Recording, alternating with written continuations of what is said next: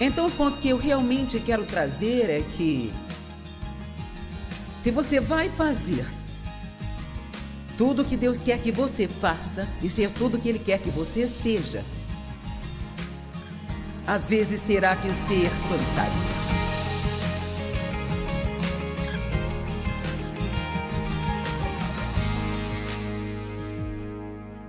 Bem, quantos de vocês estão prontos para a palavra hoje?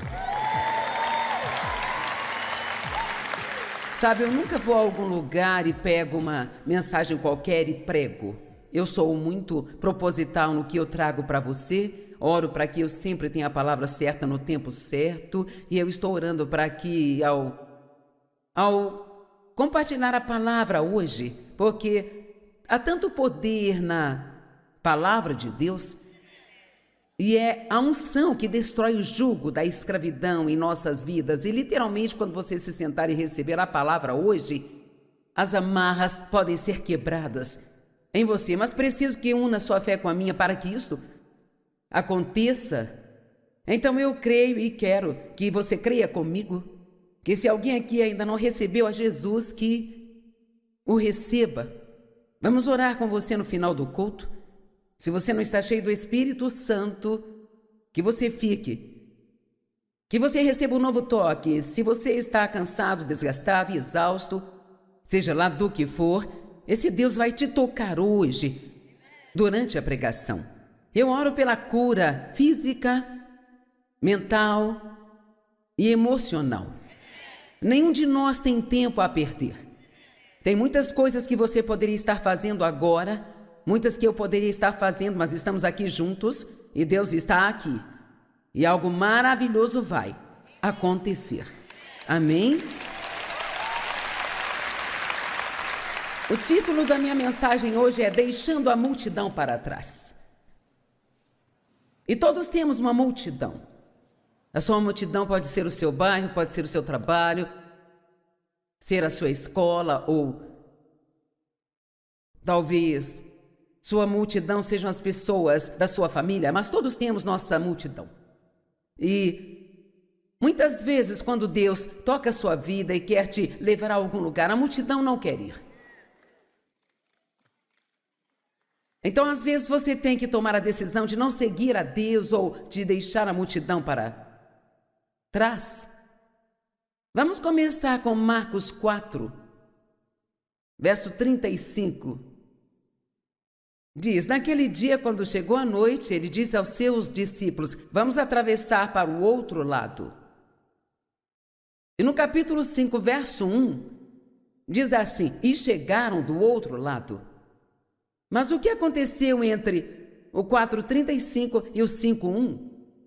Tiveram uma enorme tempestade de proporção de um furacão. Quantos aqui estão passando por algo agora? Quantos estão no meio de algo nesse momento? Eu quero te dizer algo. Entre os versos do capítulo 4, 35 e do capítulo 5, verso 1, há o que eu chamo de meio. E sabe, começar não é difícil. As coisas, elas vêm com tanta emoção, vêm com tanto entusiasmo, é algo novo, nós temos um sonho, temos uma visão, temos uma ideia. Vamos começar nosso próprio negócio, vamos pagar a nossa casa, vamos sair da dívida, perder peso, vamos nos exercitar, vamos entrar no ministério. Quantos sabem que não é difícil ter uma ideia brilhante sobre o que vamos fazer? Mas eu quero te dizer honesta e sinceramente que realmente são muito poucos os que, na verdade, chegam ao outro lado. Que terminam o que começaram. E isto é porque não sabem como passar pelo meio. Porque muitas vezes, enquanto estamos passando pelo meio, somos como os discípulos eram. Jesus parece estar dormindo no barco. E você sente que está sozinho, e é difícil. E você não tem o apoio, o encorajamento que acha que precisa. Mas eu quero ler a minha definição do mais alto nível de maturidade espiritual. E a propósito, é isso que Deus quer para cada um de nós, sermos transformados à imagem de Jesus Cristo. Não apenas sermos salvos, não apenas irmos para o céu algum dia. Se isso é tudo que Deus tinha para nós, no momento em que nascemos de novo, Ele nos teria levado. Ele nos deixou aqui por uma razão. Isto é porque a Bíblia diz que nós somos representantes pessoais de Deus, seus embaixadores. E entenda, isto a Bíblia Amplificada diz que Deus está fazendo o seu apelo ao mundo através de nós. Isto é incrível. Sabia que se os cristãos se comportassem da maneira que deveriam, não apenas indo à igreja, mas saindo da igreja. Não digo abandonar a igreja, mas receber o que precisa e deixar isto ajudá-lo a crescer e então sair e viver a vida. Você nem precisa necessariamente pregar para várias pessoas, se apenas viver a sua vida. E se todos nós aqui estivéssemos fazendo isso, primeiro, não teríamos os problemas que temos hoje, e em segundo lugar, eu acho que talvez Jesus já teria voltado porque o mundo estaria salvo, transformados à imagem de Jesus Cristo. E sabe, todo mundo que é chamado para pregar, acho que tem uma coisa que Deus quer que elas se dediquem mais. Algumas pessoas, elas estão mais inclinadas para o evangelismo. Eu amo ver as pessoas sendo salvas, mas não me chamaria de evangelista. Algumas pessoas são mais encorajadoras. Elas não conseguem falar sem encorajar as pessoas. Eu amo encorajar as pessoas, mas eu não me chamaria de uma encorajadora nata e natural. Mas o que eu sempre tive dentro do meu coração é a maturidade espiritual para os crentes. Esse é o meu trabalho com Deus, te ajudar a crescer, para que você possa desfrutar de tudo pelo qual Jesus morreu para te dar. Vamos lá. No início da minha caminhada com Deus, eu fiquei tão cansada de ouvir sobre todas aquelas promessas. Eu as via na palavra, mas elas realmente não eram uma realidade em minha vida. E ninguém nunca tinha dito a mim, sabe, como torná-las realidade. Posso vir aqui ser uma líder de torcida espiritual, mas não posso alimentá-lo só com sobremesa. Eu tenho que te dizer coisas que você pode não querer ouvir. E eu tenho que te dizer coisas que podem fazer se contorcer um pouco aí, porque o crescimento espiritual é semelhante a crescer fisicamente. Isto nem sempre é tão fácil. Tem algumas palavras na Bíblia que simplesmente não gostamos de falar delas. E uma delas é sofrimento. Obrigada pela ótima resposta. Bem, quer saber? Esqueça.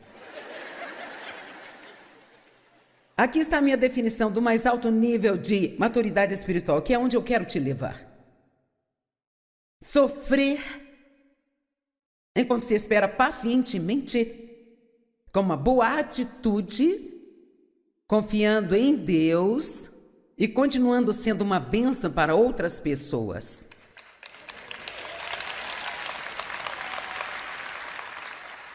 Eu acho que vou dizer isso novamente. É aqui que Deus quer que nós cheguemos, eu, você, cada um de nós.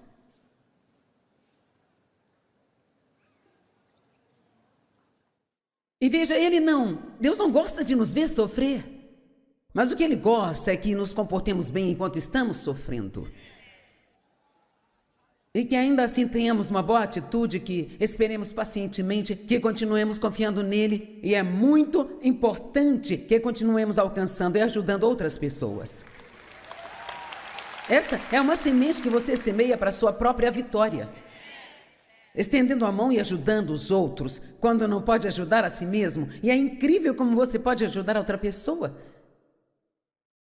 Sofrer enquanto se espera pacientemente. E paciência não é só a capacidade de esperar, é como agimos enquanto esperamos. Sofrer enquanto se espera pacientemente com uma boa atitude, confiando em Deus e continuando a ser uma bênção para outras pessoas. Agora, vamos ler isso rapidamente. Naquele dia, quando a noite chegou, ele disse aos seus discípulos: vamos passar para o outro lado. Sim. Deixando a multidão para trás. Eu nunca ouvi uma mensagem com esse título. Com certeza já teve. Vamos fingir que eu sou a primeira a pregar sobre isso. Deixando a multidão para trás, eles o levaram junto, pois ele estava no barco e havia também outros barcos com ele.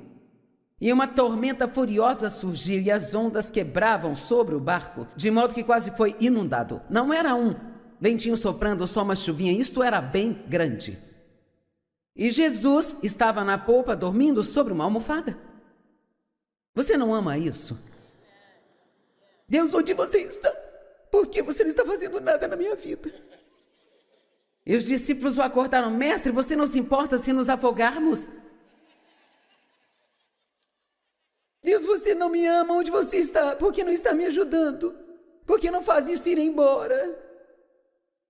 Vou dizer algo que talvez você não goste, mas não fui chamada para dizer o que você gosta, eu fui chamada para falar o que vai te ajudar.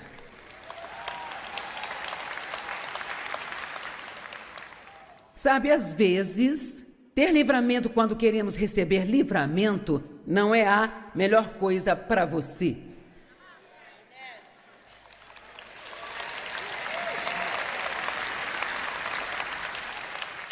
E mesmo que você não goste disso, de um certo modo, isso te fará tão bem que você dirá: espero que aconteça de novo.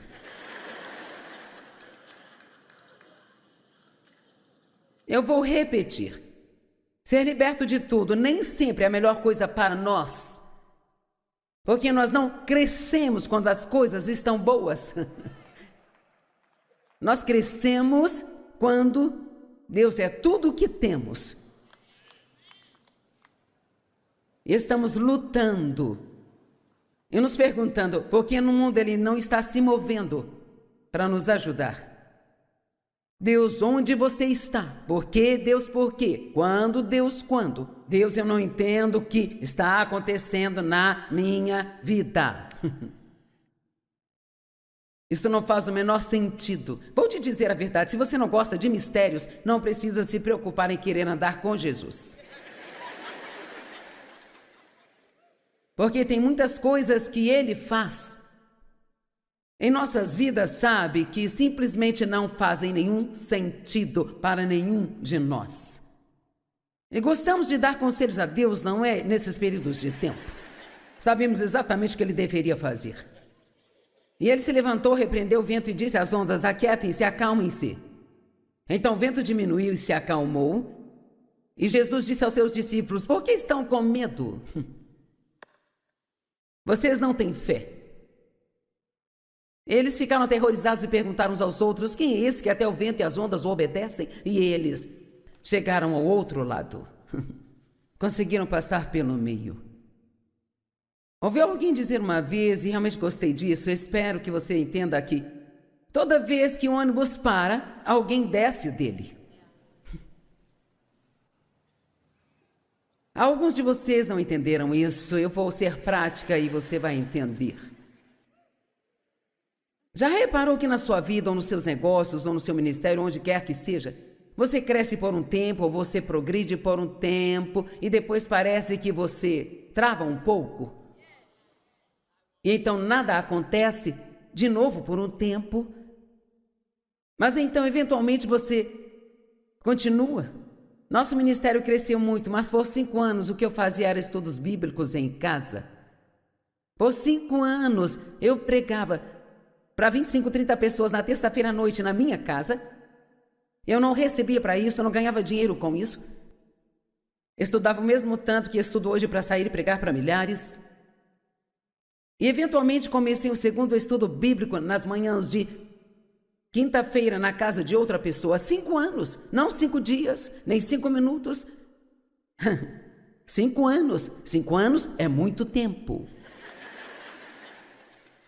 Mas então, quando Deus me disse: vamos para o outro lado, eu Enxerguei o que eu estou fazendo hoje. Mas, por 5 anos, fiz estudo bíblico em casa. Então, Deus me disse para meditar nisso, e é isso que faço coisas novas, bem? Misericórdia, Senhor, pensei que tinha chegado meu tempo, agora íamos sair pelo mundo. Bem, então, eu fui trabalhar numa igreja, trabalhei lá por 5 anos, debaixo da autoridade de outra pessoa, e eu, sabe, nem sempre, geralmente não gostava das suas decisões. E eu vou ser bem direta aqui. Você não está apto a estar em autoridade até que saiba como estar debaixo de autoridade.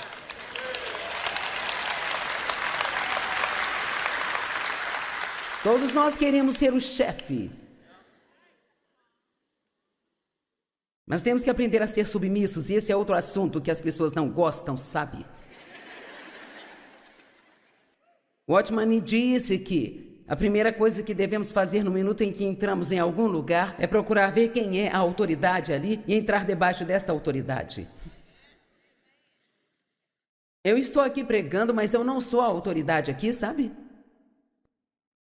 A Liz é um membro da família que está representada aqui hoje, então, o que quer que ela me diga para fazer ou não, eu devo imediatamente obedecer, porque este é o lugar dela, a casa dela. Ela é uma autoridade, e se você não estiver debaixo de autoridade, então Deus nunca vai te promover para estar em autoridade.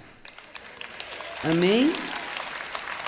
E então, por 5 anos, trabalhei para outra pessoa e eu murmurava, reclamava e gemia e me contorcia. Falava mal dela pelas costas. Vamos ser verdadeiros aqui. E Deus começou a falar comigo que eu não podia fazer isso, que não podia falar mal do chefe com os outros funcionários. Eu entendi essa parte, eu fiz isso, mas eu ainda falava mal dela lá na minha casa. Vamos, obedecemos um pouco de cada vez e levamos muito tempo para entender algo. E então, eis o que Deus me disse, é importante que você ouça isso. Ele disse, não é com quem você está falando que importa, são as suas palavras que estão causando dano.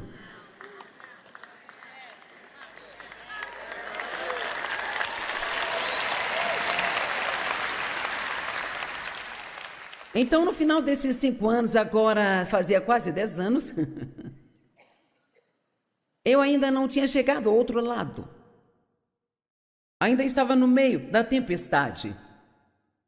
Então, para resumir, sabe, Deus deixou claro que eu deveria sair do meu emprego na igreja.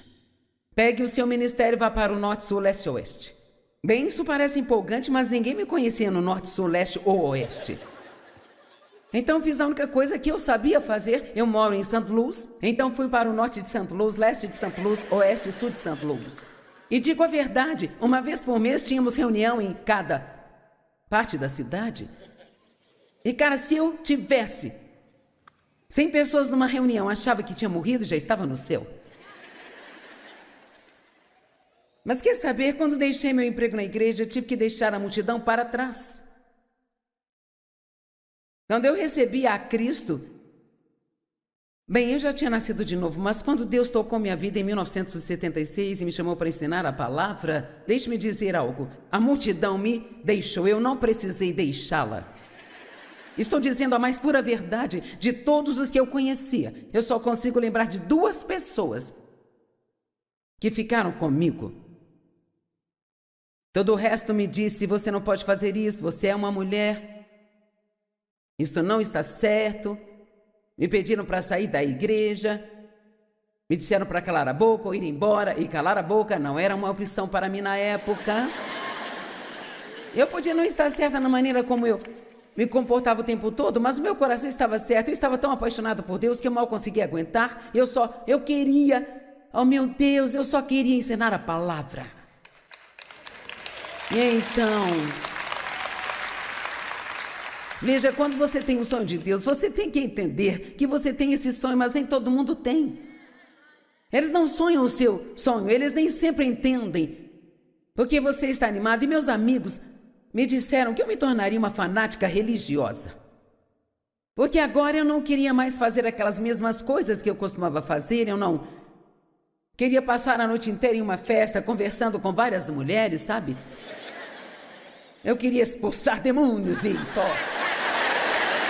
sabe, crer em Deus. E então o ponto que eu realmente quero trazer é que se você vai fazer tudo o que Deus quer que você faça e ser tudo o que Ele quer que você seja, às vezes terá que ser solitário.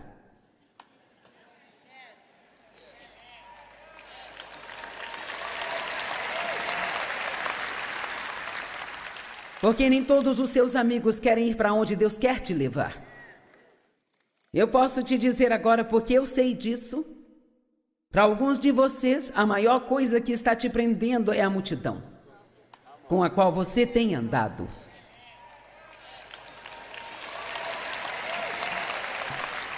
Repetindo, alguns de vocês, a maior coisa que está impedindo vocês é a multidão com quem andam. Pode ser as pessoas com quem se assenta e almoça lá no trabalho, e você ouve elas contar piadas sujas e também resmungar, reclamar do trabalho e reclamar a respeito do chefe, e não é lá que você tem que estar.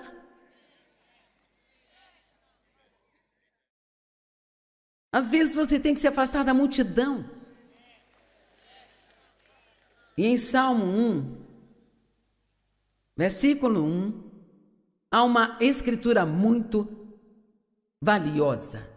Bem-aventurado é aquele que não anda em sintonia com os ímpios. A Bíblia Amplificada diz: bem-aventurado aquele que não aceita o conselho dos ímpios. Não pergunte às pessoas o que deve fazer, se nem elas sabem o que estão fazendo.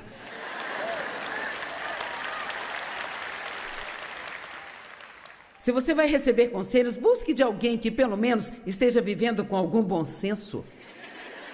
Amém? Que não segue o caminho dos pecadores. Isso é importante. Nem se assenta na companhia dos zombadores. Vamos, não. Fique com pessoas que ficam fofocando sobre outras pessoas e julgando e criticando as outras pessoas. Você não precisa ouvir e nem ficar observando isso. Você enche o seu espírito disso e isso envenena você. Então, às vezes, você tem que ficar longe de pessoas assim. Vou te dizer a verdade. Quando deixei meu emprego lá na igreja, Deus estava me dando uma promoção, mas eu não me sentia promovida. Porque, na verdade, eu fazia a maior parte da pregação quando o pastor saía e era uma igreja de cerca de 3.000 membros. E então eu fui, fazer uma reunião de 30, 40, 50, 60 pessoas e eu não achava que eu tinha sido promovida.